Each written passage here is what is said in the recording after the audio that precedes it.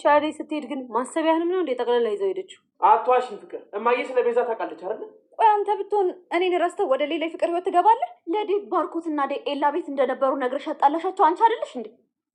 ዝም ብለሽ አፍሽ አትክፈት እሺ። የከፈለኝ ልጅ አደይ እኮ ናት። አደይ አናሳ አደይ መጣች። ብርሃን ወረኛ፣ እድሜ ልክን ጄሪ ጄሪ እያልክ እድሜም አለፈብክ። ይለፍ፣ አንቺ ምን ቸገረሽ? ጄሪ ብታመልጠኝ ከአንቺ እጅ መውደቄ ነው የሚያስጨንቀኝ። አሸናፊ፣ አደብን የምትገዛ ከሆነ ግዛ፣ አለበለዚያ ግን አይ ካልኩስ ምን ልትሆኚ ነው? አሸናፊ እህትሽ ጨጓራዋን ሳትታመም መሆኑ ሰድታ። በጣም እድለኞች ናችሁ። ዴቭ አትቸኩል። አደይ ነገሮች ስለተደራረቡባት እንጂ ስለ ፍቅር ማሰቡ አይቀርም። ነገር ግን ያኔ ስለ ፍቅር ስታስብ አንተን ቦታ ላይ መሆን አለብህ። ብቻ እሷ ትመለስልኝ እንጂ እኔ ሁሌም ቦታዬ ላይ ነኝ። እኔ ግን አንቺ ጋር ነው መምጣት የምፈልገው። እማዬ እኔ አሳውቅሻለሁ ዝግጁ ስሆን። እሺ አንቺ አትጨነቂ። አየሽ ማሚ፣ ልጅሽ መምጣት አይፈልግም። እኔ ግን በቃ እዚህ ያለው ነገር ምርር ብሎኛል። ሊዱ፣ አንተ ልጅ ግን ጤነኛ ነክ? አይደለሁም ሊዱ። የምራ ምንም ደህና አይደለህም። እንዴት ቆይቻ አደይ ስትሄድ ግን ማሰቢያህንም ነው እንደ ጠቅላላ ይዘው ሄደችው። መጣችልሽ አናቴ ላይ ሸጥ ልትሄድ። እንግዲህ ምን ታደርገው፣ ሁሉን አሟልቶ ሰጥቶኛል። አሸናፊ እኮ ታላቅሽ ነው። ምን አለ ትንሽ እንኳን ብታከብር። አደይ ማክበሩ ቀርቶብኝ እንደው ምን አለ ይሄን ምላሷን ቆርጥ ብታደርጊልኝ እንደ ክፉ እንጀራ እናት እኝክ እንዳደረገች። ዋ አሸና፣ ደስ ብሎኛል። ደግሞ ራስሽን ጠብቂ እሺ። በቃ አዲስ ነገር ካለ በማንኛውም ሰዓት ደውይ። ልሊ ገንዘብ ካስፈለጋት ጠይቂያት፣ ድንገት ሊያስፈልጋት ይችላል። ሁሉ ነገር እንደሰለቻትና እንደመረራት ከዚህ በኋላ እናቷ ጋር መሄድ እንደምትፈልግ ተናግራ ነበረ። ዛሬ ታዲያ በተናገረችው መሰረት እናቷ ቤት ኑሯን አድርጋ ቀጥላለች። እናቷም ሆነ እህቷ በአደይ መሄድ በጣም ደስተኞች ናቸው። በአደይ ገጠር መሄድ ዴቭ ግን እየተጨናነቀና ድብርት ውስጥ ይገኛል። ቤዛ ከባርኮት ልትወስድ ያሰበችውን ገንዘብ ቤተሰቦችሽን ሳላጣራ ልሰጥሽ አልችልም በማለት ወጥመድ ውስጥ ከቷታል። ቤታችን ሊወረስ ነው፣ አሁኑኑ ገንዘቡን ካልሰጠኝ እያለች ስታጨናንቅ የሰነበተችው ቤዛም አሁን ግን ጊዜ ስጠኝ እያለችው ትገኛለች። ባርኮት የቤዛን መምጣት ለእናቴ የተናገርሽው አንቺ ነሽ ወይ እያለ በማስጠንቀቅ ላይ ሳለ እናትየው ከየት መጣሽ ሳትባል ድንገት ተከስታባቸዋለች።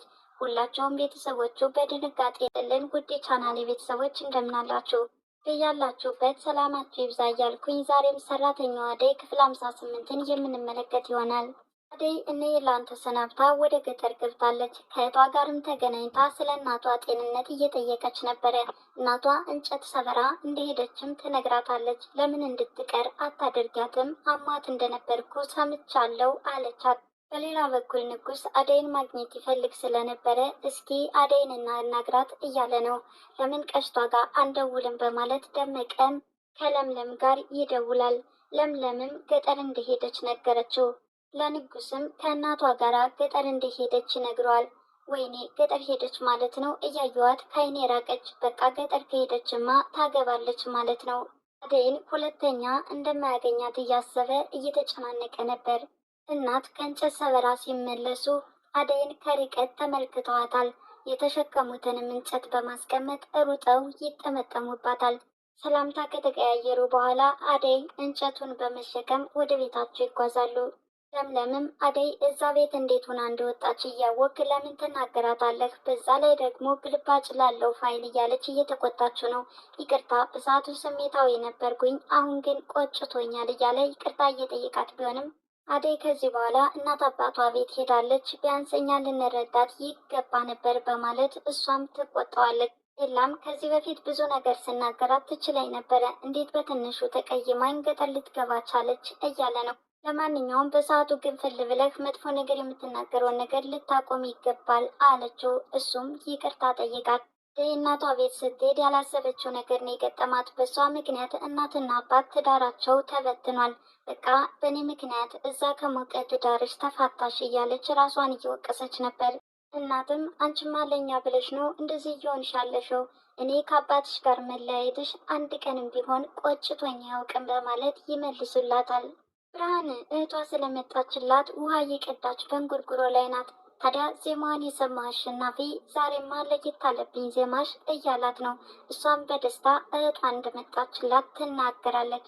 ግን መምጣቷን ለማንም ትንፍስ እንዳትል በማለትም ታስጠነቅቀዋለች። እኔ ላገኘሁት የማወራ እረኛ አይደለውም፣ ይልቁንስ ደመቀስ አብሯት መጥቷል ወይ በማለት ይጠይቃል። ብርሃኔም ከተማውን ትቶ ደመቀ ለምንድን ነው እዚህ የሚመጣልህ? አንድ ሰፈር ይኖራሉ አልኩ እንጂ አብሮ አይኖሩም እኮ በማለት ትመልስለታለች። እኔ ምልሽ መጥቼ እስከማያት ድረስ አምሮባታል፣ ግን እንዴት ናት በማለትም ይጠይቃታል። እህቷ ምንጊዜ ውብና ቆንጆ እንደሆነችም ትናገራለች። ውበቱን እንኳን ለነጀሬ ታይልኝ፣ ጀሪ ስትል እድሜን ፈጀኸው ይኸው ቁመ ቀረህ እያለችው ነው። እኔም ጀሬን ሳጣ ከአንቺ እጅ መውደቄ ነው የሚያሳዝን። ብርሃኔም በአሸናፊ ንግግር ትበሳጭበታለች። በቃ ወይ ልቅዳበት ሂድልኝ አለችው።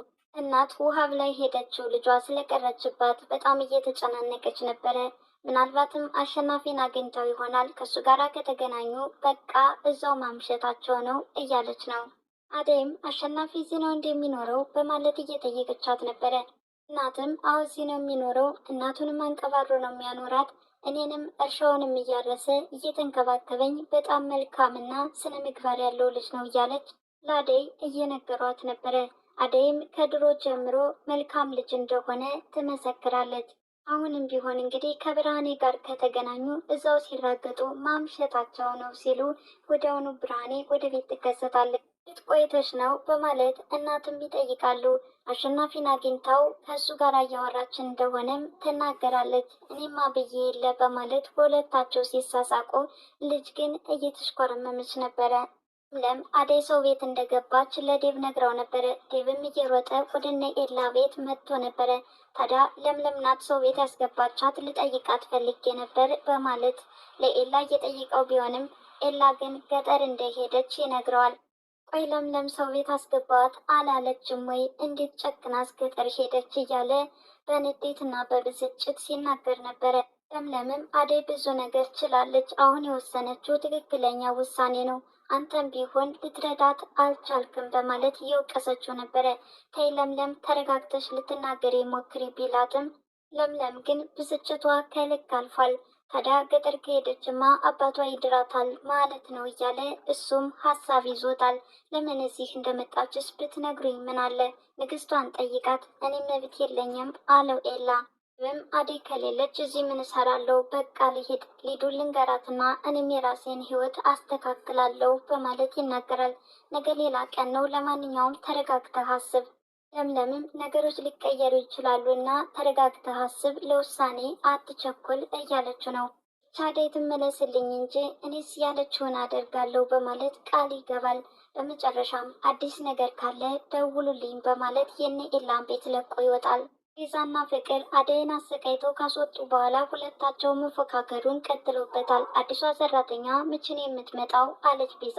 ሰራተኛ አትመጣም፣ አርፈሽ ስራሽን ስሪ አለቻት። ደህና የምትሰራውን ልጅ አባረሽ፣ እስኪ እንግዲህ ራስሽ ትሰሪያለሽ፣ እኔስ የራስሽ ጉዳይ፣ ዴቭን ልደውልለትና እራት ከሱ ጋር አወጣለሁ በማለት ተነግራታለች። እንጂ ማነሽና ነው ከዴቭ ራሴ ተንጠለጠልሽው አለቻት። እኔ ካሰብኩት አደርገዋለሁ እያለች እየፎከረችና እየዛተች ሳለ ወዲያውኑ ዴቭ ወደ ቤታቸው ይመጣል።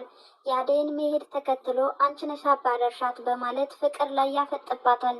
የአደይ እናትም ከዚህ በኋላ የራስሽን ህይወት መስርተሽ ኑር እያሉ ልጃቸውን እየመከሩ ነው። እንደውም ከከተማ ሄደሽ ሳለ ያፈቀርሽው የለም ወይ በማለትም ጠይቀዋት ነበረ። ብርሃኔም ባርኮትም ሆነ ዴቭ ይወዷታል፣ ንጉስም እንደዚሁ በማለት ለእናቷ እየነገረቻት ነበረ። አደይም እናንተን የሆነ ነገር ሳላደርስ እንዴት ትዳር ይዛለው በማለት እየመለሰችላት ቢሆንም እናት ግን ያጓጓቸው ነገር ቢኖር ልጃቸው የራሷን ትዳር መስርታ እስከምትኖር ድረስ እንደሆነ ይናገራል። አደይን ገጠር መሄድ ተከትሎ ዴቭ ከፍተኛ የሆነ ጭንቀት ውስጥ ስለገባ ቆይ ይህች አደይ ግን ሁለ ነገርን ነው እንዴ የተቆጣጠረችው በማለት እየጠየቀችው ነበረ። እሱም በአደይ ገጠር መሄድ በጣም እንደተጎዳ ይነግራታል። እናታቸው ጋር ደውለው ሂዱ፣ እዚህ ሀገር ደብሮኛል፣ መምጣት ነው የሚፈልገው፣ ሁሉ ነገር አስጠልቶኛል እያለች ነበር።